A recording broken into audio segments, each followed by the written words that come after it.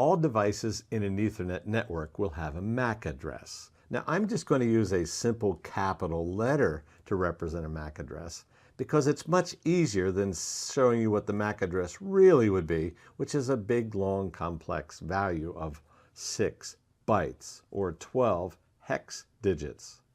Now, all devices from A all the way through here to H, all these Ethernet NIC cards, will have their own unique burnt-in address. That's because the vendors who made these things actually had to purchase those MAC addresses. There's another address, however, that I want you to be aware of, and that is the Ethernet broadcast address. That address exists on every Ethernet card, and it can be really dangerous. It can also be essential in how networks work. If I want to communicate with E down here, and I don't know his MAC address, then if you think about what I just said, I said, but I do know his MAC address. His MAC address could be all Fs. Here's the problem with that. If I send to destination all Fs, the Ethernet switch card recognizes that as a broadcast. So it will send it out all interfaces, bugging all these devices that are certainly not our intended target. Furthermore, all of those devices, because they recognize that all F's address as basically their own address, have to process it and dig deeper into the message. They have to go into the service data unit and decide, is this really for me or not? And ultimately, there's only one guy that actually gets does all the work because it was intended for him, is E. And he says, oh, look, this message is for me. I'm going to respond back. Ultimately, what we want to do in a well-behaved Ethernet network is to suppress the broadcasts as much as possible and have as much traffic as possible, only using the burnt-in addresses. One term that you will hear regarding Ethernet is Ethernet access and Ethernet links. So regarding Ethernet access, let's make sure we understand what that is. That's an Ethernet cable going from the Ethernet device, the NIC card, up to the Ethernet switch. That's access. Now, an Ethernet link is not access. That's a combination of accesses. In this particular case, if A communicates with B, then the source MAC address A and the destination MAC address B comprise the link. So in this particular case, the link is actually two access connections. What if I were going from, let's go from E over here to whatever that guy is, F, I suppose. Well, that's going to traverse and access a trunk and then access all the way down to our destination. But the link doesn't care. The link is saying, I'm going from this source MAC address to that particular destination MAC address.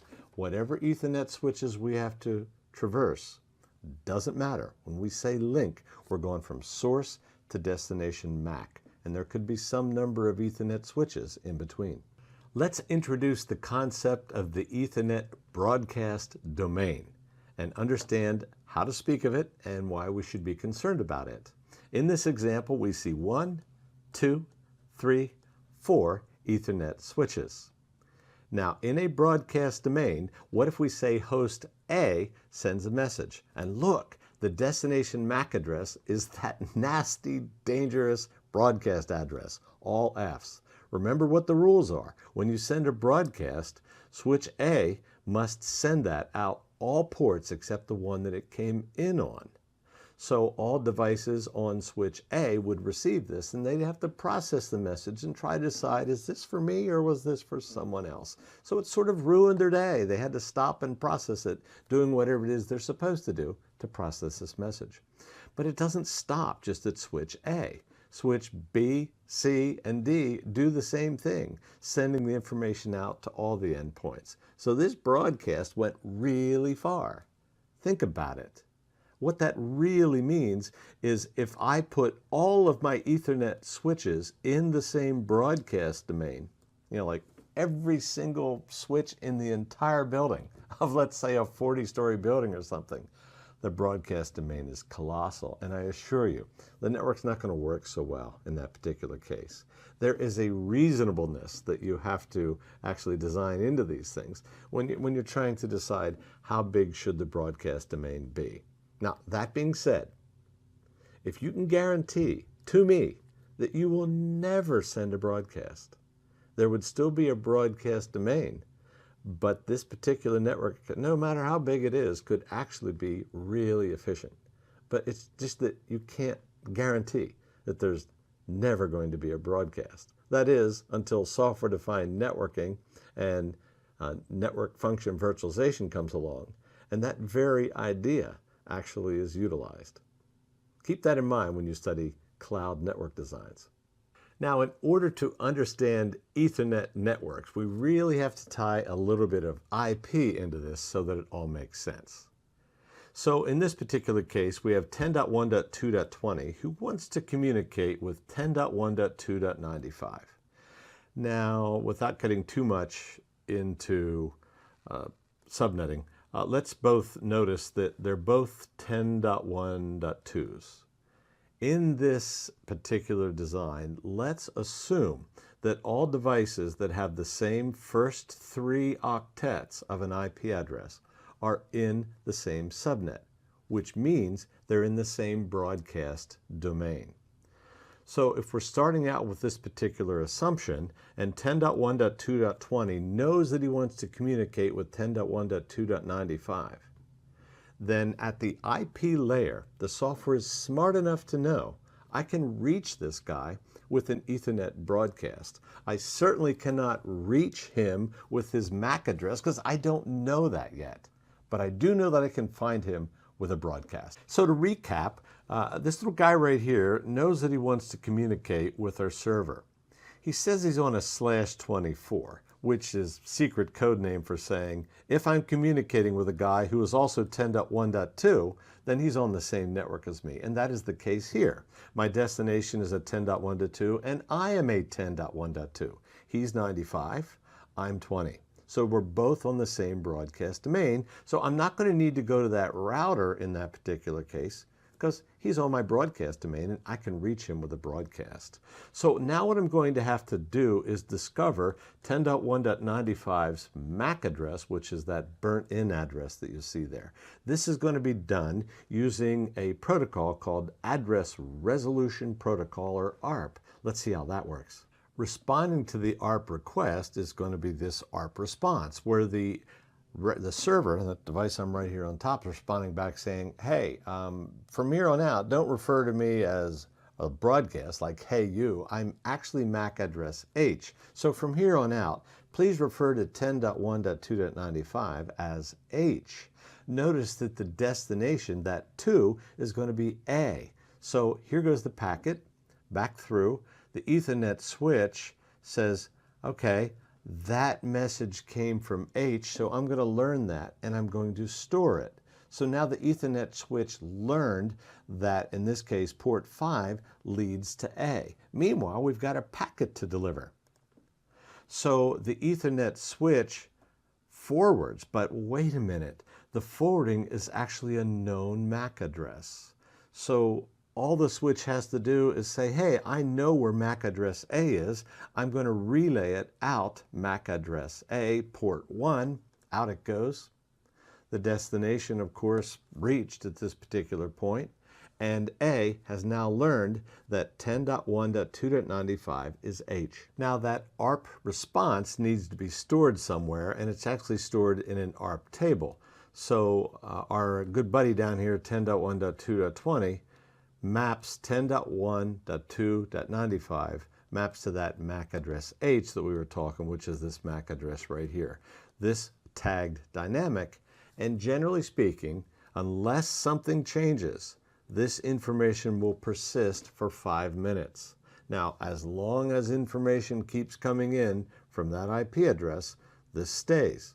But if either end shuts up for more than 5 minutes, this will actually time out and be purged from the ARP table. So now 10.1.2.20 is ready to send data, and he knows the right MAC address, so he's ready to fire data off, of course, one frame at a time, and off it goes. But it's going to go like lightning because the Ethernet switch knows where MAC address H is. So what happens in this particular case is this link appears to be really fast, and the Ethernet switch behaving in transparent mode. That means it's as if the switch is not there. It looks like this was a cable that went from A all the way to H. Now let's assume that this server and 10.1.2.20 over there don't communicate, that they just shut out. Well, if they don't talk, and it's not a very long period of time, 2 minutes to 5 minutes, depending on which table you're looking at, they'll time out.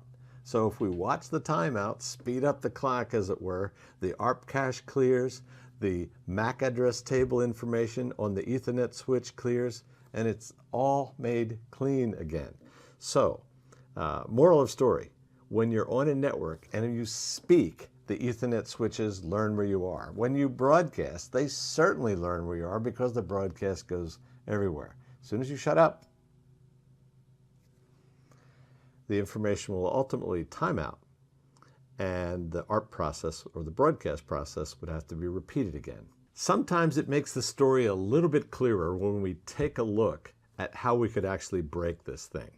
Recall that when A was looking for this server right here, he sent that broadcast out. Well, remember, that broadcast went to everyone, and on their honor, they all ignored it.